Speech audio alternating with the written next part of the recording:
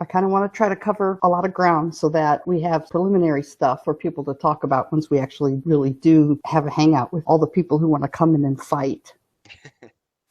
So we want to talk about Jesse Prinz and his concept empiricism and his theory of concepts. He's an American philosopher, is that correct? That's correct. And what I really like about him is how he refuses to ignore insights from other disciplines. Right. So I'm obviously a big believer in his empiricism and kind of his naturalistic style. That's really appealing to me. He kind of started with concepts and cognitive science, and he took a lot of the insights and kind of applied them to different fields and got some really interesting results. Did a little work on emotions, and he did a little work on theories of morality, right? He kind of came up with an interesting theory of morality. This theory of morality involves emotions. Yeah, exactly. Okay. All right. So we want to do concepts now. And so I guess we start with in 2002 with this book he published called Furnishing the Mind, which sort of laid out his theory of concepts, but he's revised that quite a bit since then. And I like the way that he revised it. So I want to talk about that to get us started. So here's what I thought we would do. We'd go over some of the criteria that he established and how he's relaxed them, and start with a brief definition of what a concept is. I think we could have an easy definition that everyone would agree with, and then include some of his older criteria and how he has revised that. I think he isn't so concerned about reference. That I think is going to be a really good topic for the G+ers here. And then maybe talk a little bit about the tension between psychological theories of concepts and philosophical theories of concepts. I think he's got a lot of valuable stuff to say about that. Then explain proxy type theory a little, and then wrap it up with a couple of the common objections. So why don't we start a little bit with, we'll run it in reverse a little bit, I think, but Okay. just to do kind of a real generic introduction to concepts and the literature. We'll start with maybe the classical theory of concepts. And one thing that I think is interesting is, concepts themselves have kind of a troubling history. Right.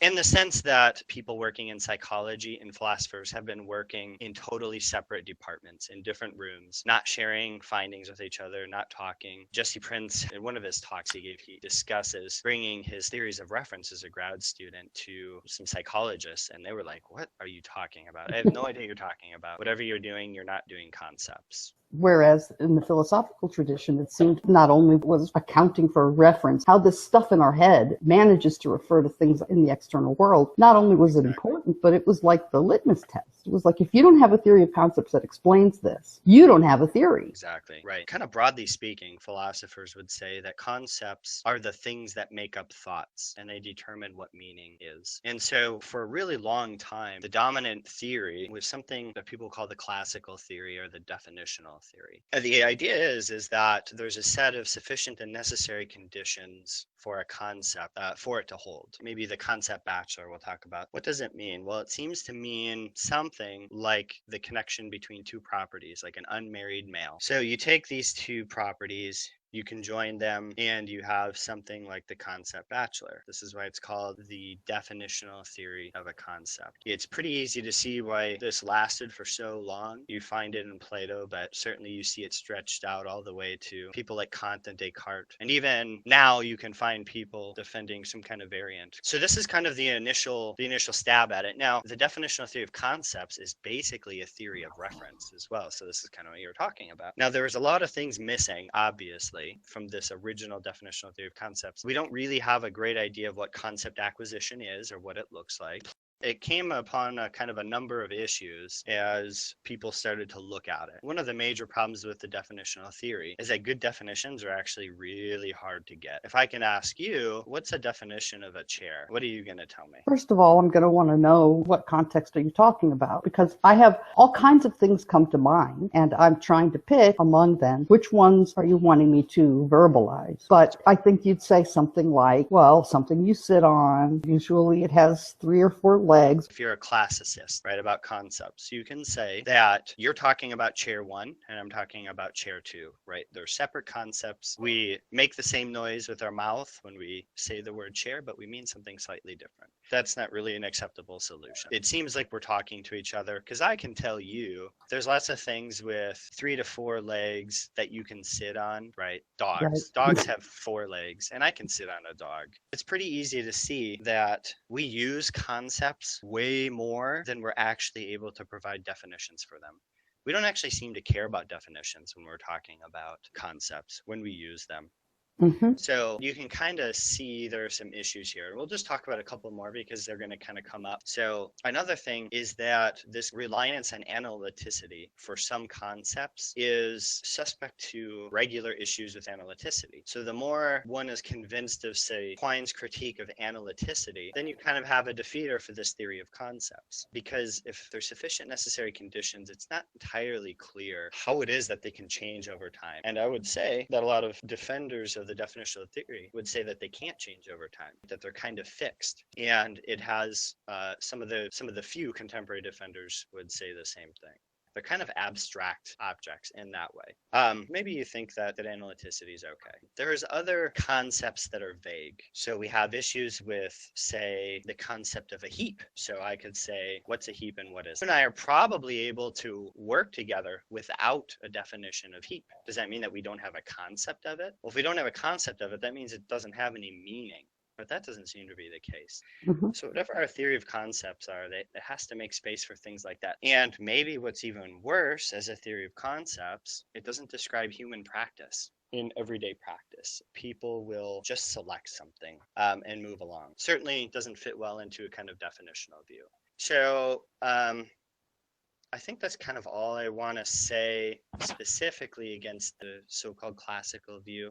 I'd like to explain a little bit more about Prinz's view, possible criteria. One of the things he does that I think is very psychological is he starts with this behavioral approach. If at least one goal of concept is an explanation of behavior, then it's really pretty easy to see how obsessing over reference could lead you astray. Right. He also talks about the importance of categorization, which to me seems intuitive. So I think that he does still hold to some criteria that you have to have for a good theory of concepts. They needs to be able to explain how it is that we categorize something in the world when we come upon a new thing. We decide that it goes into this category or that category. How it is that if concepts are really this flexible and really this vague, we're able to understand each other pretty readily with just a little bit of explanation when it's needed. How we're able to sort of grasp additional facts about particular items just by virtue of them having been put in a category. And this other thing about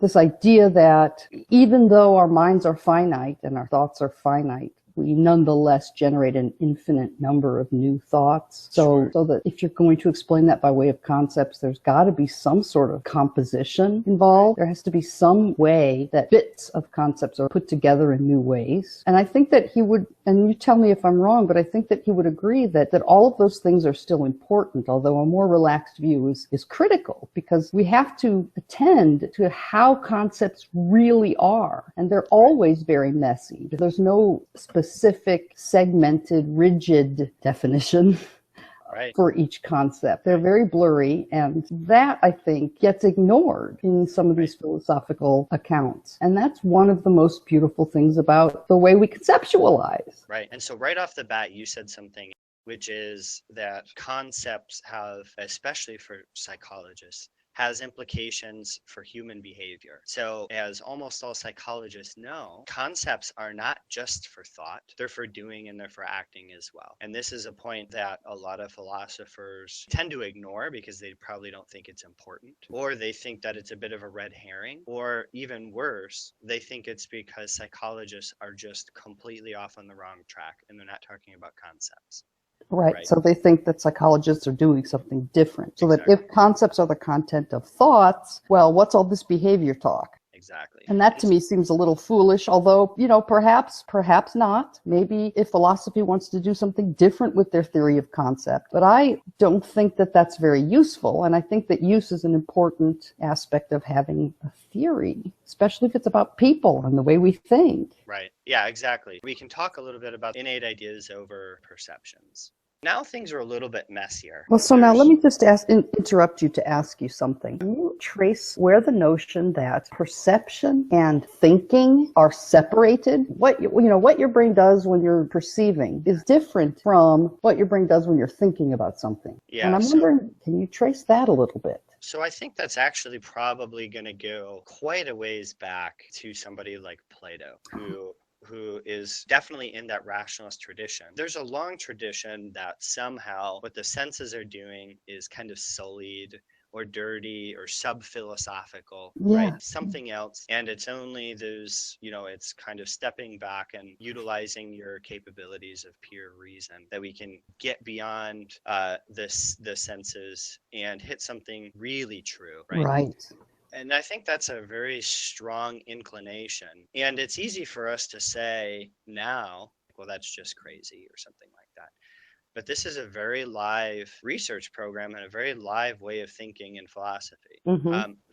From my point of view, I see the same thing when it comes to, say, theories of consciousness, when people rely so heavily on intuition, or when people talk about theories of morality and they talk about all these kind of objective moral properties and forget what the sciences say about emotions. All we need to know is a good theory of reference, and then we can decide whether there are moral properties or not. So there's that kind of, it might not be as blatant as Plato, but it's certainly a long storied tradition that has a lot of followers and still a lot of people who defend it.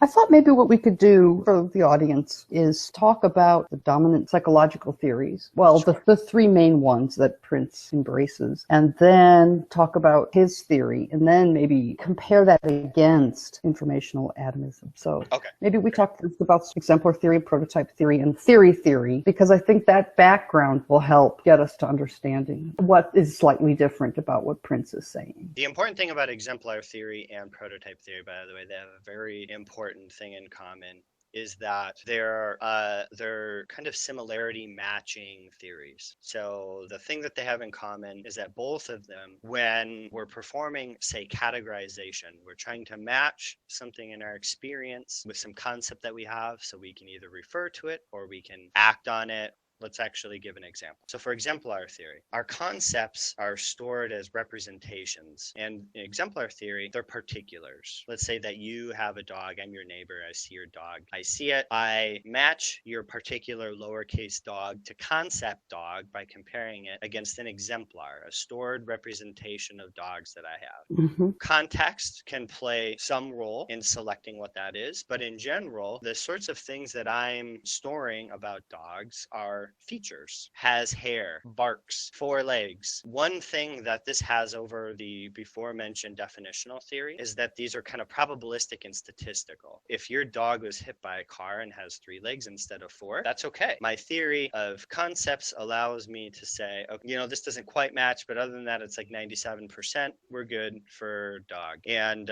raccoon was, say, 65%. So we're going to go with dog. It's important to remember that under exemplar theory, these are particulars that we're comparing it with. Exactly. This isn't some abstract Fregean sense of dog. Right. This is I'm comparing it to my dog that I have in the backyard. Right? So Maybe concepts that's are a list of the categories, particular instances, if you will. What's different in a prototype theory is that the features that define the category are sort of about central tendencies, or the most average, the most typical. And so the idea of your concept of dog is that you've taken from all of these examples that you've seen in the world and pulled out or abstracted the most average, the most typical. Exactly. And that's in fact what pulling up when your concept dog is used. It's sort of a list of the most typical features. Exactly. Yes, and I can see why we need both, but we might be getting ahead of ourselves. Let's do theory, and then we'll combine the three and then talk about proxy type. Perfect. So theory is a really interesting view that is a bit vague on purpose in a way, but it states that concepts are basically theories. And in the same way that scientists mean theories, right? That's kind right. of working hypotheses that set expectations about what we expect. So I might have a theory about dogness, and when I see your dog across the yard, I'm checking it against the predictions that I made. And if it seems to confirm it, then I'm good, right? Now, one thing that a theory has going for it is that it seems to make sense of a couple things that the other theories have issues with. it's easy to slip in background information in this view. Our theory concept of dogness is closely related to kind of an overarching theory about animals, right? And Yes. so they kind of cross feed information into each other, and it stores other kinds of data. So we have law like data that we're storing about dogness, and that's not something that we really do with prototypes. Prototypes is just feature matching, the same with exemplars. Hmm. So in theories, we store other information, we create other predictions, and we create laws around them. That's right. So it allows for us to have as part of our concept beliefs about causal relations between and among the different features, for example. Exactly. So let's talk about proxy type theory and concept empiricism. Sure.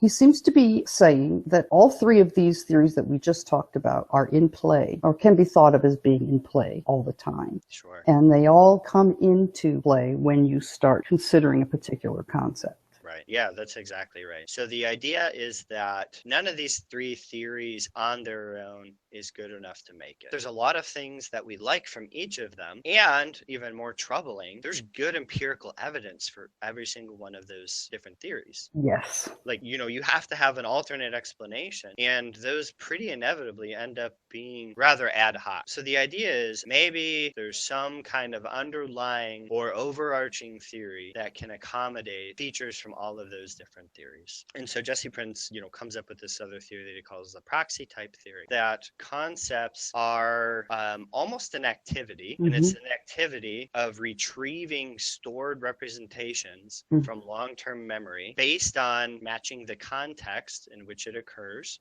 It brings that information into working memory. And we match this package that we pulled up with the current context, and whatever that resulting thing is, there's our concept. Right. The additional thing is that however it is that we represent the world, it's going to be stored through sensory specific modalities and records. So there's that sensory thing that's important. And then also this idea that the temporary construction of the mind that you pull into working memory so that the parts that are important to the particular context are there in your working memory as a mental resource for you to be able to solve problems here and now. Exactly. And so his sensory modalities are something that would otherwise kind of fly in the face of traditional empiricism, because the tendencies of empiricism is more general, more generic. Let's try not to multiply capabilities and capacities if we can help it, right? And he bites the proverbial bullet on this one, saying, look, the evidence is clear. We store concepts a little bit differently based on the sensory modality. And there's good empirical evidence for this. There's a series of experiments where people are asked, do leaves rustle and are blenders loud, right? Now, those both exist within a particular sensory modality, auditory modality. And people, when they're working within a modality, tend to answer questions much faster than if they're asked, say, are blenders loud and are cranberries tart? Exactly. So this is a switching cost. When you switch your context, or you kind of switch which sense you're talking about, there's a cost to processing speed. And it seems to be, this is one of those interesting times when empirical research is kind of weighed in on a philosophical debate. And in this case, it seems to be that representations behave a little differently when they're picked up by a different sense. Right. Now, the really more difficult question is, if you're not able to explain why I can make up brand new sentences like Prince kicked Fodor, who kicked Prince, who kicked Fodor, that's that compositionality feature. Prince has to have that too. Right. So, I think that I'm ready to talk about amodal theories and what Fodor was all about. Yeah. So here's the thing about Jerry Fodor. He's been very explicit about why he says he has to say these things. And he's been defending a series of arguments for decades now. The idea is that we were talking about compositionality. There's two pieces of compositionality I want to talk about just real quick. One is productivity, which is that there's an apparently unbounded number of strings that we can create from a real basic set of concepts. That makes almost no sense on associationistic type of rules, right? Right. The other thing is systematicity. It's systematic in the sense that if I understand A and I understand the relationship between them and I understand B, I can swap them around. That's something that we need to account for. So based on those sorts of things, a group of cognitive scientists started working on computational theory of mind that took these concepts as kind of the basic symbols in its computational framework. And the resulting view is really strange. And for people like Prinz, is kind of untenable for empirical reasons. But note that Jerry Fodor and the defenders of this atomistic view would say that they don't care what psychologists have to say. This is the way it has to be. Right. If the psychologists don't come up with something that looks like this, either they're barking up the wrong tree or they're talking about something different. Maybe they're talking about it action or doing, but they're not talking about concepts, these things that we have to have. So his view, it's atomistic. And almost all views will have something like an atomistic view because on the other view, the definitional view, all component parts further break down into something else. And that's pretty clearly untenable. Right. It seems like there's good philosophical reasons to think that it kind of bottoms out into something like atomism. And for Prinz, he thinks that our experiences, these particular representations brought into us by the senses, are the basic building blocks. So that's one part of Fodor's theory. And I'll just note, too, that that's not atomistic in an ontological sense. That's from like a meaning sense. Yes. There's no component parts to something like maybe for Fodor, dog. There's no component parts that it breaks down into that are meaningful. That doesn't mean that the universe is made up of all these fundamental particles and then the dog concept, right? So it's not ontological. It's meaning fundamentality. So here's Fodor's view on concept acquisition, and this is what kind of leads to some weird results. For him, concept acquisition is a sort of theory testing. We encounter something in the wild. Maybe you encounter a mango for the first time. You have this representation, and you start doing some tests on it. And you decide it's either fruit or it's a vegetable.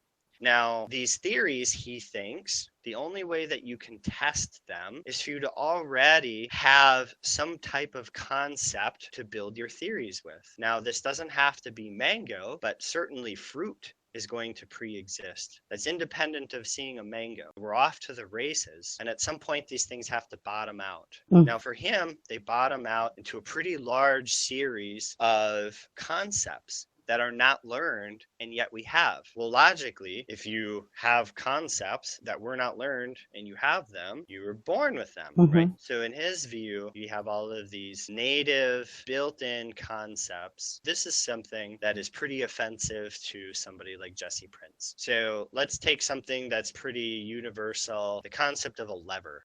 For somebody like Fodor, levers are native concepts. It's very, very odd. There's a lot of people who think that we have the university theory of the mind. Right. That we have all of these different classrooms, departments, right? The physics We have a little department, physics department, a little chemistry department, a little math department. Right. And they all have their own little tools. They all have their own little concepts. This is probably something Fodor would be very pleased about. Now, the difference between, and this is what kind of makes an empiricist, is the tendency is to reduce those sorts of things as much as possible. Find some kind of tool that could explain how you could develop maybe those different departments if they actually exist, rather than being kind of built in stock into your mind. The idea is that as much as we can, our senses are providing the content that turn into concepts that shape human activity. And explain the differences. It explains why there are different theories about the masculinity of different colors. So light blue seems like a perfectly normal color to you and me. It doesn't seem to have any implications one way or another. In Russia, light blue is categorized as feminine there, right? So I think it even has its own separate word, like our pink. Exactly. Yeah, right. So we don't think of pink as light red. We learned that it's its own color. Right. And so to me, that's the sort of data that people working in concepts have been ignoring, especially in philosophy, not so much psychology, but in philosophy, have ignored at their own peril. What does masculinity mean? Well, depends. Where are you?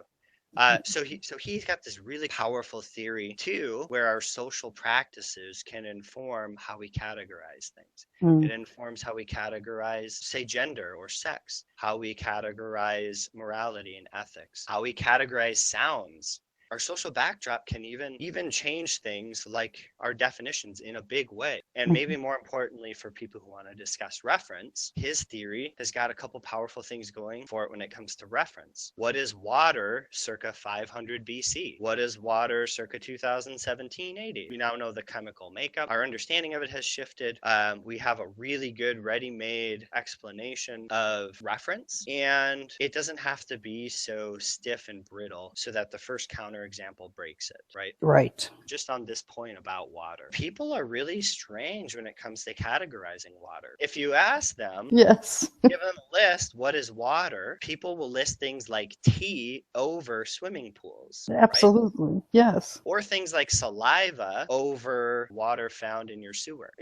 So people are they're odd about it. And what's weird is that you can actually manipulate how people respond to those things. So if you show somebody, let's just talk about these experiments that happened with paintings, right? If I show you a picture of a painting that shows a woman sitting at a table with a man walking through the door, Yes. people categorize it vastly different depending on the type of music that you play. That's correct. So you play this kind of impending music and you're like, oh my goodness, he's going to walk in and he's going to do something terrible to this woman. And if you play sad music, then the woman is packing to leave. Right, exactly. So it's really easy to manipulate. And there's a really good ready-made explanation here. And it feeds into Prinz's theory really well, that it's pattern activation. What we do is that we take the feature set, what we're seeing plus what we're hearing, it activates patterns of activity from long-term memory, and it pulls it into working memory, say sad music plus scene of this woman and this man. Well, those two things together seem to generate this kind of explanation.